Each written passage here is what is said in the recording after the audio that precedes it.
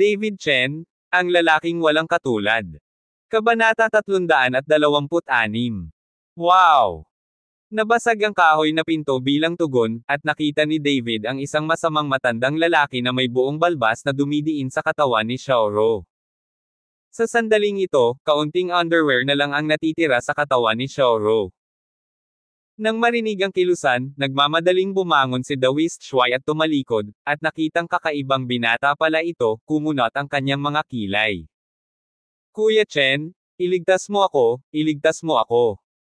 Nakita rin ni Xiaoro si David sa oras na ito, desperadong humingi ng tulong, at tinakpan ang kanyang katawan ng kubrekama. Anak, sino ka? Alam mo ba ang mga kahihinatnan ng pagpasok sa aking vicious nether sect? Sabi ng Dawist Extinction na may hitsura ng galit. Ako ang pumatay sa alagad at apo mo at kumuha ng 7 bituin mong plate. Kung may kakayahan ka, halika at alisin mo ito. Ipinakita ni David ang 7 bituin na plato at sinabing may layuning pumatay. Nang makita ang 7 bituin na plato, lumiwanag ang mga mata ni Dawist Mie Exi. Magandang bata, mayroon kang lakas ng loob, at nang ahas kang magkusa na dalhin ito sa iyong pintuan, at ngayon ay tatanggapin ka ni Pindaw. Pagkatapos magsalita, ang Daoist robe sa Dawist na si Mie Exi ay automatikong walang hangin, at pagkatapos ay sinuntok niya si David ng suntok. Ang mga mata ni David ay kumikinang sa malamig na liwanag, at tinitigan niya ang Dawist Shuiguang, ang kanyang nakamamatay na aura ay tumataas sa sukdulan.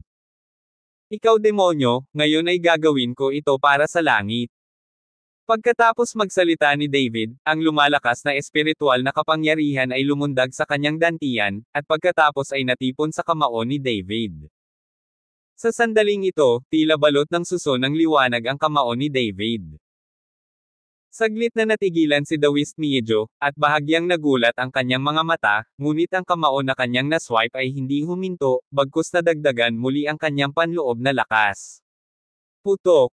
Matapos ang isang nakakabinging tunog, ang buong silid ay tinangay ng malakas na hangin. Ding ding deng! Ang Dawist na si Shuai ay umaatras ng 3 hakbang, at saka lang niya napatetag ang kanyang katawan, at ang kanyang buong braso ay namamanhid. At tumayo si David na may malamig na ekspresyon sa mukha. Isang kislap ng kakilakilabot ang sumilay sa mga mata ni Dawist Shuai, hindi niya inaasahan na napakabata pa ni David, na may ganoong nakakatakot na lakas. Ikaw ba ay isang magsasaka? Pinaikit ni Dawist Shuai ang kanyang mga mata, hindi nakakagulat na ang lakas ng loob mong bumangon.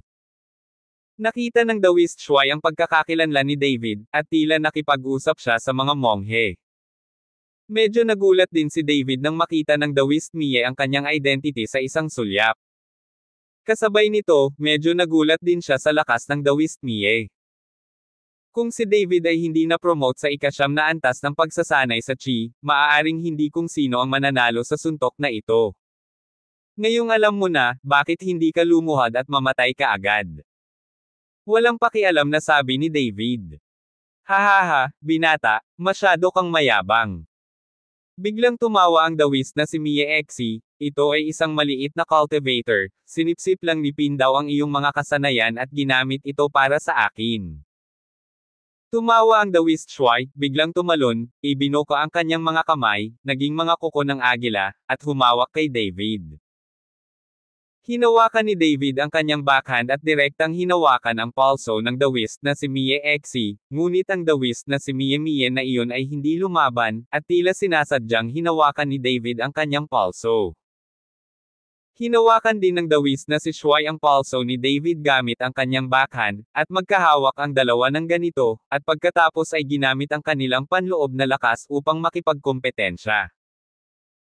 Biglang itinaas ng Dawist Shuai ang sulok ng kanyang bibig, na nagpapakita ng panunuyan ng tagumpay, at pagkatapos ay naramdaman ni David na ang espiritual na kapangyarihan sa kanyang dantian ay parang tsunami, desperadong sumugod patungo sa kanyang braso.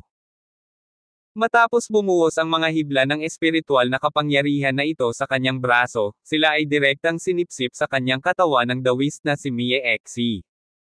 Sa pagkakataong ito, lubos na nagbago ang mukha ni David. Hindi niya inaasahan na ang Dawist Extinction na ito ay magkakaroon ng ganoong stunt. Hahaha, nakikita mo kung gaano kakabata, ang iyong espiritual na kapangyarihan ay lumalakas, sa pagkakataong ito ay mag-e-enjoy ako. Tumawa ang Dawist Shuai, puno ng pagmamalaki ang kanyang mukha. Pakiramdam ni David ang patuloy na pagkawala ng espiritual na kapangyarihan ng kanyang katawan, naisip ni David, dahil ang kanyang concentration technique ay maaaring sumipsip ng lahat ng bagay upang linangin, maaari rin ba itong sumipsip ng enerhiya mula sa ibang tao? Kabanata 327. Sa pag-iisip nito, bumaling si David sa concentration technique, at hindi nagtagal, ang espiritual na kapangyarihan na patuloy na umuubos ay tumigil. Kaagad pagkatapos, ang dantian ni David ay bumuo ng isang malaking vortex at nagsimulang sumipsip ng enerhiya ng desperadong patungo sa pagkalipol ng Dawist.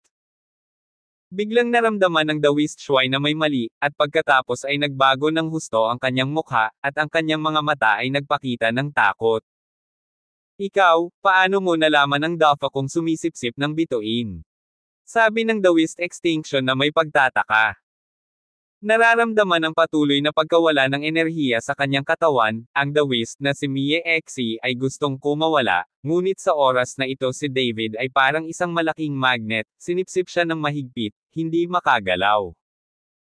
Ang balat sa katawan ni Dawist Shui ay nagsimulang tumanda ng mabilis, at ang buong tao ay nahulog sa matinding gulat. Pagkaraan ng buong 10 minuto, ang pagkalipol ng Dawist ay sa wakas ay mayroon na lamang isang pares ng mga balat na natitira, tanging ang kanyang mga mata lamang ang nakadilat pa rin sa takot, at ang natitirang bahagi ng kanyang katawan ay lumiit na ng magkasama. Sa sandaling bumitaw si David, alam ng Dawist na si Mie Xi na siya ay bumagsak sa lupa, at hindi na niya makita ang kanyang pagkatao. Sa pagtatapos ng kanyang kamatayan, ang Dawist na si Mie Xi ay hindi na makagawa ng ingay. Namangha si David nang maramdaman ang pagbabago sa kanyang katawan. Sa pagkakataong ito, ang kanyang lakas ay bumuti ng husto. Hindi niya talaga akalain na ganito pala kaganda ang epekto ng heart condensation art. Hindi kailanman naisip ni David ito dati. Chen! Kuya Chen!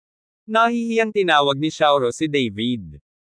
Nagising si David sa kanyang excitement sa oras na ito, at nagmamadaling hinubad ang kanyang jacket at isinuot kay Xiaoro. Nang tulungan ni David si Xiaoro palabas ng bulwagan, nakikipag-away pa rin ang Dawist Wuwei kay Xuanjizi, pawis na ang dalawa, at nakahandusay pa rin sa lupa ang mga katawan ng mga batang daotong na iyon. Ngayon ang dalawa sa kanila ay tinatayang naabot na ang limitasyon, at bawat galaw at estilo ay nararamdaman na napakahirap. Ngunit sila ay nagngangalit sa isa't isa, walang sinuman ang tamad, dahil alam nilang lahat na ang anumang kawalang ingat ay maaaring nakamamatay. Guro! Nang makita ang Dawist na si Wuwei, biglang sumigaw si Xiaoro, at lumuwa ang kanyang mga mata. Namatay ang kanyang ama, at ngayon ang Dawist Wuwei na lang ang kanyang mga kamag-anak. Nang marinig si Xiaoro na tumatawag sa kanya, lumingon ang Daoist na si Wuwei upang tingnan, at nalaman na si Xiaoro ay walang malubhang problema, at siya ay tuwang-tuwa. At nang makita ni Xuanjizi sina David at Xiaoro na nakatayong magkasama, nagkaroon siya ng masamang premonition sa kanyang puso. Matapos makitang nagambala ang Daoist Wuwei, sinaksak ni Xuanjizi ang Daoist Wuwei gamit ang isang espada at tatakas na sana. Ikinaway na ni Dawist Wuwei ang whisk sa kanyang kamay patungo kay Xuanjizi, ngunit huli na ang lahat. Nang makitang tatagos na ang espada ni Xuanjizi sa dibdib ni Wuwei Dawist, napasigaw si Xiaoro sa takot. Nanliit ang mga mata ni David, at sa isang pagpitik ng kanyang mga daliri, isang puting liwanag ang kumislap at direktang tumama sa braso ni Xuanjizi. Isang butas ng dugo ang lumitaw, at ang espada sa kamay ni Xuanjizi ay nahulog din sa lupa. Naswipe na rin ang whisk ni Dawist Wuwei, at malakas na sinampal sa ulo ni Xuanjizi. Lumuwa si Xuanjizi ng isang subaw ng dugo at bumagsak ng husto sa lupa, hindi na makabangon ngayon. Taksil, nakikita ko kung paano ka makakatakas. Pagtingin kay Xuanjizi, na nagbubuga ng dugo, galit na sumigaw si Dawist Wuwei. Guro, senior kapatid, patawarin mo ako, nagkamali ako, lahat ng the West ang umusig sa akin, at siya ang umusig sa akin, mangyaring huwag mo akong patayin, huwag mo akong patayin. Nakahiga sa lupa, desperadong sinundan ni Xuanjizi ang Daoist Wu Wei upang humingi ng awa, na may matinding pagnanais na mabuhay. Ang mga taong katulad mo, kahit mamatay ka, kailangan mong pumunta sa H3 Le, kaya paano ka mabubuhay sa mundong ito? Nang matapos magsalita si Daoist Wu Wei, sinipa niya ang ulo ni Xuanjizi ng marahas. Ang ulo ni Xuanjizi ay pinalayas, at hindi siya maaaring mamatay ng direkta. Ang Daoist na si Wu Wei ay tila naalis ang lahat ng kanyang lakas sa isang iglap, at siya ay bumagsak sa lupa. Kabanata 28. Guro. Tumakbo si Xiaoro at niyakap ng mahigpit si Wu Wei Daoist. Xiaoro, okay ka lang? Nag-aalalang tanong ni Daoist Wu Wei. Okay lang ako, pero ang tatay ko siya. Speaking of her father, muling tumulo ang luha ni Xiaoro. Hoy! Napabuntong hininga si Daoist Wu Wei. Si David ay humakbang pasulong at hinayla si Wu Wei Daoist pataas, at ang isang espiritual na kapangyarihan ay agad na iniksyon sa katawan ni Wu Wei Daoist, na nagpalakas ng kanyang pakiramdam. Salamat Mr. Chen, dakilang kabaitan at dakilang birtod, hindi ko malilimutan. Sinabi ng Daoist na si Wu Wei na luluhod siya kay David, at lumuhod din si Xiaoro kasama niya. Pinagdikit ni David ang kanyang mga kamay, at hindi pinaluhod ang dalawa, at nagmamadaling sinabi, ang Wu Wei Daoist ay magalang, ang pagkikita ay kapalaran, hindi banggitin si Xiaoro ay nakatulong din sa akin ng malaki. Kung hindi dahil sa pangangatawan ni Xiaoro, paano magiging mabilis ang cultivation speed ni David? Ang lamig sa katawan ni Xiaoro ay nagpabilis ng husto sa paglilinang ni David. Bumaba ang tatlong tao sa bundok at bumalik sa Thunder Sect. Sa oras na ito, ang Thunder Sect ay nalinas na, at walang natira. Sa open space lang sa likod ng main hall, mahigit 10 libingan ang nakatambak. Pagtingin sa bakanteng bulwagan, pagtingin sa malamig na libingan sa likod, napaluhas si Xiaoro. Dapat mong malaman na ang lahat ng kanyang mga kapatid na lalaki at babae ay inilibing dito. Ang ilan sa mga kapatid na lalaki ay nanood sa kanyang paglaki at nag-aalaga sa kanya, ngunit ngayon lahat sila ay mga bangkay. Sa harap ng pinakamalaking puntod, si Xiaoro ay nanginginig sa buong buo, at biglang nahiga sa nicho, nangangapa ng 2 kamay. Tatay, lumabas ka? Lumabas ka? Ako si Xiaoro, lumabas ka at tingnan mo ako. Napakamot si Xiaoro gamit ang kanyang mga kamay, at hindi nagtagal ay dumudugo ang kanyang mga daliri. Si Daoist Wu Wei ay may pulang mata at gustong humakbang para pigilan ito, ngunit pinigilan siya ni David. Alam niya na sa oras na ito, kailangang ilabas ni Xiaoro ang kanyang nararamdaman. Tumagal ng mahigit kalahating oras para muling mapanatag si Xiaoro, at maituturing siyang tinatanggap ang katotohanan. Daoist Wu Wei, Xiaoro, ano ang susunod mong gagawin? Kung kailangan mo ng tirahan, maaari kong ayusin ito para sa iyo sa Horendel. Ngayon ay natatakot si Lei Mengguan na hindi siya maaaring manirahan dito, at si Xiaoro ay walang tirahan mag-isa, kaya gustong itanong ni David kung ano ang plano nilang dalawa. Si Daoist Wu Wei ay hindi nagsalita, ngunit tumingin kay Xiaoro ng may awa. Tumingin din si Xiaoro kay Daoist Wu Wei, at pagkatapos ay sinabi, kamag-anak na ako ngayon ng aking tiyuhin. Susundan kita kahit saan magpunta ang tito ko. Ginoo. Shen, huwag ka nang guluhin. Isasama ko si Xiaoro para maglibot. Sa akin, hindi ko na siya sasaktan. Nang makitang handang sundan siya ni Xiaoro, sinabi ng Daoist na si Wu Wei. Okay, since that's the case, then hindi ko napipilitin. Sinabi ni David, at inilabas ang 7 bituin na plato. Xiaoro, dalhin mo ang 7 bituin na plato, at kapag tumama ang malamig mong lason, gamitin ang 7 bituing plato upang protektahan ang iyong sarili. Ang malamig na lason sa iyong katawan ay maaaring sipsipin palabas, hanggat hindi ka pupunta sa mga lugar kung saan ang yin at malamig na qi ay partikular na mabigat. Ang yin at malamig na qi sa iyong katawan ay hindi na mauulit sa maikling panahon. Ipinasok ni David sa kamay ni Xiaoro ang 7-star na plato. Kuya Chen, ito. Ito ang iyong kayamanan, hindi ko ito makukuha. Alam ni Xiaoro na ang 7 bituin na plato ay isang kayamanan, at pinatay ni David ang Liao Fei na iyon para sa 7 bituing plato na ito. Anong uri ng kayamanan ang hindi kayamanan? Ito ay walang silbi sa akin, ngunit sa iyo, ito ay maaaring magligtas ng iyong buhay.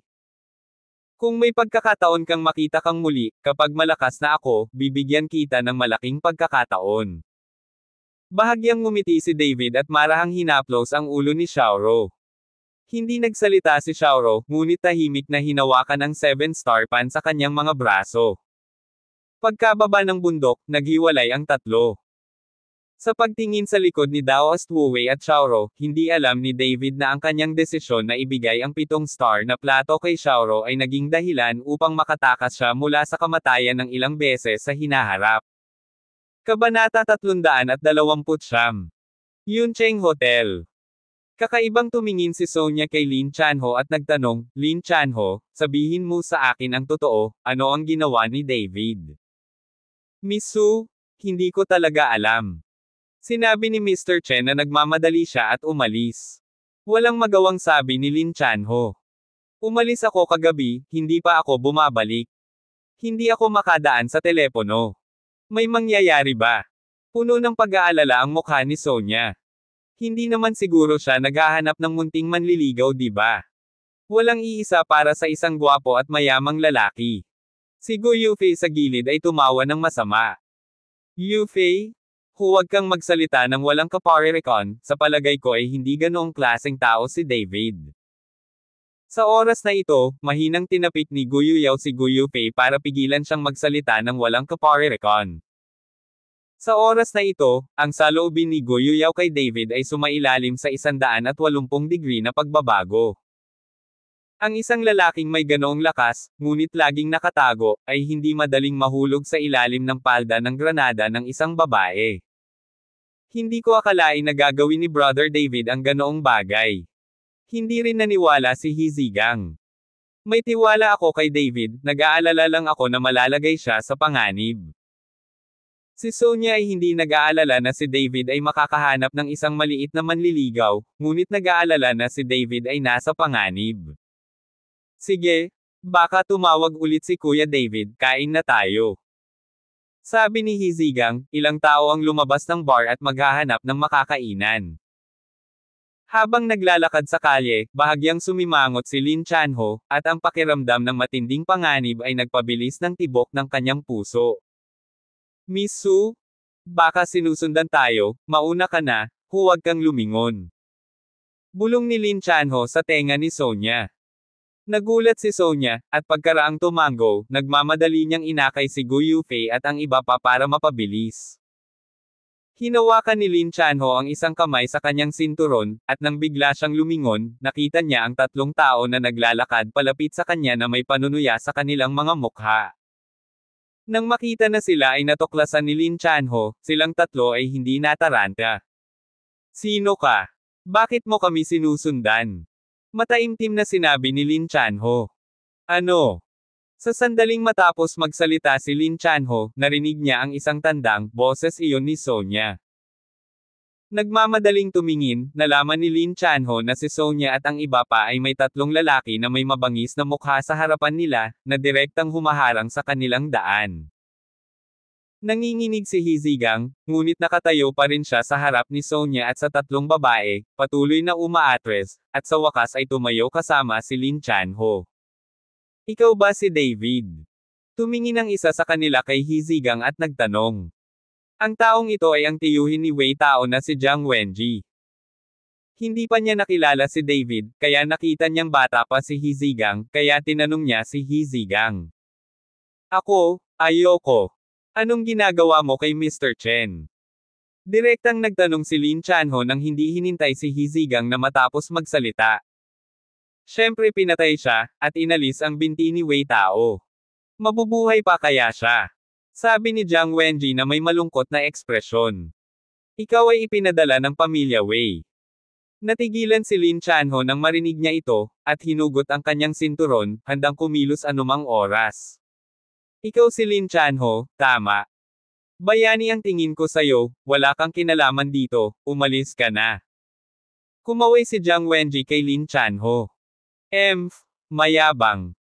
Pagkatapos magsalita ni Lin Chanho, agad niyang iwinagayway ang sinturon sa kanyang kamay patungo kay Jiang Wenji. Sa oras na ito, oras na para mag-strike muna. Ang steel belt ay sumipol at kumaway patungo kay Jiang Wenji, ngunit si Jiang Wenji ay hindi umiwas o umiwas. Nagulat si Lin Chanho, naramdaman na lang niya ang isang malaking puwersa na humihila sa kanya at lumilipad patungo kay Jiang Wenji. Biglang sumuntok si Jiang Wenji, direktang tumama sa tiyan ni Lin Chanho. Puff! Si Lin Chanho ay bumulwak ng isang subo ng dugo, at nabali ang ilang tadyang sa isang iglap. Kabanata 330. Ang Underground Emperor sa Horrendel ay ganoon din. Si Jiang Wenji ay sumengot ng malamig. Bumagsak si Lin Chanho sa lupa, ang matinding sakit ay nagpalungkot sa kanyang mukha, gusto niyang bumangon, ngunit hindi niya magamit ang kanyang lakas. Ikaw ba si David? Matapos talunin ni Jiang Wenji si Lin Chanho, humakbang siya patungo sa Hizigang at nagtanong. Si Hizigang ay natigilan sa oras na ito. Alam niya kung ano ang lakas ni Lin Chanho, ngunit ngayon ay napilayan siya sa suntok ng kalaban, at hindi man lang siya nakabangon. Natakot ito kay Hizigang. Nang makita si Hizigang na takot, bahagyang kumunat ang noo ni Jiang Wenji, ngunit narinig niyang sinabi ni Wei Tao na napakalakas ni David, paano siya matatakot ng ganito sa sandaling magkita sila. Kung ito ay duwag na ito, natatakot ako na hindi ko pa turn para kumilos, at ang matandang kasambahay ng pamilya Wei, si Fu Bo, ay hindi mamamatay. Hindi ba ikaw si David? Naghihinala ulit na tanong ni Jiang Wenji. Hindi. Napakamot ng ulo si Hizigang. Nasaan si David? Dalawang hakbang si Jiang Wenji patungo sa Hizigang, at halos magkaharap ang dalawa. Si Jiang Wenji ay tumingin ng diretso kay Hizigang na may mamamatay tao na mga mata, tinakot si Hizigang hanggang sa mamatay, at hindi nang ahas na sundan si Jiang Wenji upang tingnan siya. Hindi ko alam, siya. Iniwan niya si Yun Cheng. Nanginginig si Hizigang at nauutal na sabi. Umalis. Bahagyang kumunot ang noo ni Jiang Wenji, pagkatapos ay tumingin kay Sonya at sa tatlong babae, at malamig na nagtanong, kayong tatlo, sino si Sonya? Ang mga mata ng tatlong babae ay puno ng takot, at walang nang ahas na magsalita nang tumingin sila kay Jiang Wenji. Alam nila sa kanilang puso kung bakit hinahanap ni Jiang Wenji si Sonya. Huwag mong sabihin sa akin. Kapag hindi mo sinabi sa akin, huhuberin ko kayong tatlo at itatapon ko sa kalsada para makita ng lahat. Nanlaki ang mga mata ni Jiang Wenji, at nag-aapoy ang galit sa kanyang katawan. Silang tatlo, si Sonya, ay yamakap sa isa't isa ng mahigpit, na gustong umasa sa isa't isa upang bigyan ang kanilang sarili ng kaunting seguridad, ngunit ngayon ay wala sa kanilang tatlo ang makapagbibigay ng katiwasayan sa sinuman. Isang malaking tao, anong klaseng kasanayan ang mangbuli ng babae, lumapit ka sa akin, lumapit ka sa akin. Bumagsak si Lin Chanho sa lupa, tumingin kay Sonya at sa iba pa, na natakot, at sumigaw ng galit. Hindi pinansin ni Jiang Wenji si Lin Chanho, ngunit komandat sa ilan sa kanyang mga nasasakupan, at ang ilan sa kanyang mga nasasakupan ay sinasadyang naglakad sa harap ni Lin Chanho, sinuntok at sinisipa si Lin Chanho. Nang makita kung gaano kalubha ang pagpalo kay Lin Chanho, namutla si Sonya at ang tatlong babae. Tinatanong ko, sino ka Sonya? Bibigyan lang kita ng 3 segundo para pag-isipan ito ngayon, kung hindi, aalisin ko kayong lahat. Tinakot ni Jiang Wenji si Sonya at ang iba pa sa mabangis na ekspresyon, at nagsimulang magbilang. 3, 2, 1. Sa sandaling ito, nagngangalit si Sonya at gustong manindigan. Sa oras na ito, ayaw niyang idewit sina Gu Yufei at Gu Yuyao. Ngunit bago pa makapagsalita si Sonya, tumayo si Gu Yuyao. Ako, ang pangalan ko ay Sonya Su. Kahit na ang mukha ni Gu Yuyao ay puno pa rin ng takot, ang kanyang mga mata ay puno ng determinasyon. Ate!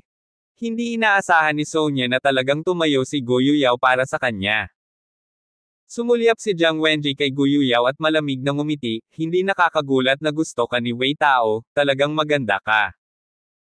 Sa oras na ito, nang makita ni He Zigang na talagang nakatayo si Gu Yuyaw, ang buong tao ay namutla sa gulat, at ibinuka niya ang kanyang bibig para tawagin si Gu Yuyaw, ngunit napatigil siya sa hitsura ni Gu Yuyaw. Sa panahong ito, lahat ay makasarili. Ayaw ni He Zigang na makipagsapalaran si Gu Yuyaw. Si Gu Yuyaw ang kanyang kasintahan. Kung siya ay kinuha, maaari niyang isipin kung ano ang mangyayari sa kanyang mga daliri sa paa. Ngunit sa pagtingin sa mga mata ni Gu Yuyaw, nag-alinlangan si He Zigang, ngunit sa huli ay hindi siya makasigaw.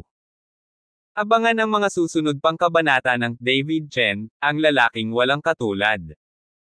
Para sa higit pang mga update, please subscribe to my YouTube channel at huwag kalimutan mag-like and share. Salamat sa iyong suporta.